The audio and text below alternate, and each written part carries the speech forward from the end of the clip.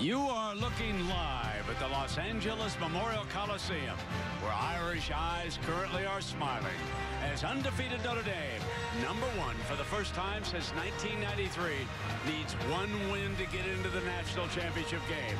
But standing in the way, relishing the spoiler role they could again play, are the Trojans of USC, arch rivals of the Fighting Irish forever and today.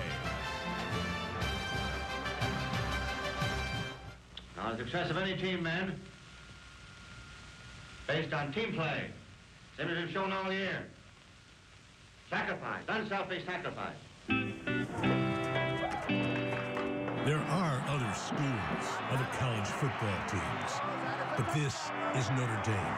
The other fellas, they say, are pretty good, but I think we're better. #1 in the rankings right now, always first in mythology. As you can go as far as you can go. The gold standard of the game's golden era, the Fighting Irish. What do you say, man? A name that has come to mean college football. I can't tell you how thrilled I am. A team defined by what it has done against its greatest rival.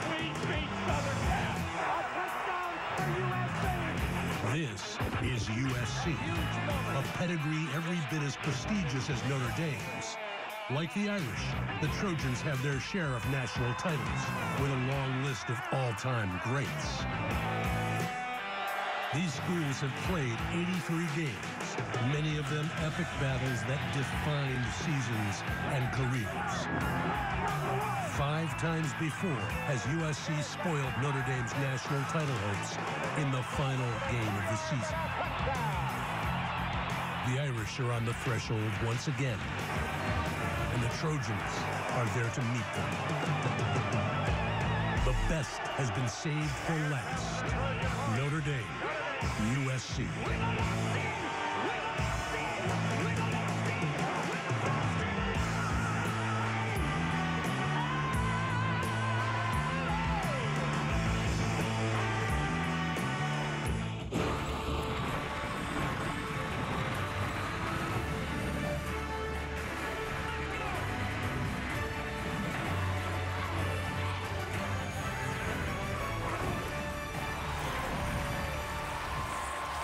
Welcome to Saturday Night Football, presented by Windows 8.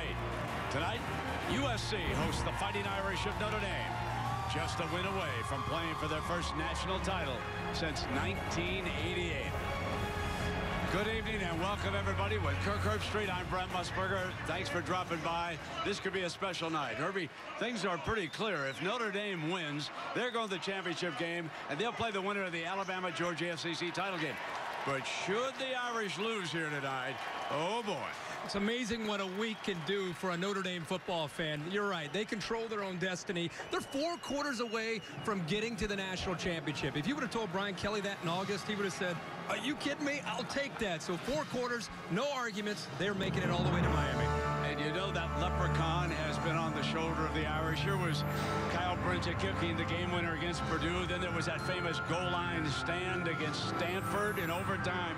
How about George Atkinson III scoring the go-ahead TD for the Irish in that 17-14 win over BYU? And then there was the triple overtime against Pittsburgh, and quarterback Everett Golson won it with the quarterback sneak. But you know, Herbie, one thing has been clear about the Irish team all year. What a great linebacker they've got. Well, Manti Te'o comes into this game as really one of the Heisman finalists, at least as a candidate, and he's got an opportunity to really showcase his talents. He's been doing it all year. He dropped 15 pounds in the offseason coming in. He's been much faster this year, so speed will be a factor tonight. His instincts seems to be able to really dissect the offense quicker than anybody else on the field. And then the big thing is his playmaking ability. This was against Oklahoma earlier in the year in a game that you and I had a chance to call. Ball's up in the air, comes up with the interception, the big turnover to get the ball back to his own offense with a short field. He'll need to play tonight very well, and also, obviously, with so much at stake, provide the intangibles to leadership. And, Herbie, unfortunately, USC will be without their quarterback, Matt Barkley, with about 2 minutes to go last week in that loss to UCLA. Number 11, Anthony Barr, got around the corner and drove the shoulder into the ground, and he'll be missing. Yeah, this is a leader. If you're a college football fan, we just hated to see this. He went down with this, and we all wondered, would he be okay and come back for senior night here at the Coliseum? He's down and out. Max Wittig makes his first career start as a freshman. 6'4", about 245 pounds, can throw it a mile, Lane Kiffin has said this week, but he doesn't have the experience. You wonder in this atmosphere, how does he perform, and does Lane Kiffin show the trust in him to be able to be aggressive with his play calling? He does have two great weapons on the outside here. As good as you're going to find outside of the NFL. Marquise Lee on one side, who's one of the premier players in all of college football, and then Robert Woods on the other. The thing that we all want to know is, with Notre Dame being so dominant on defense, they're going to try to take away those two aspects. USC will have to run the ball tonight very well with Silas Redd and Curtis McNeil. So showdown Saturday will conclude with the #1 team in the nation trying to beat its arch rival, the Trojans of USC.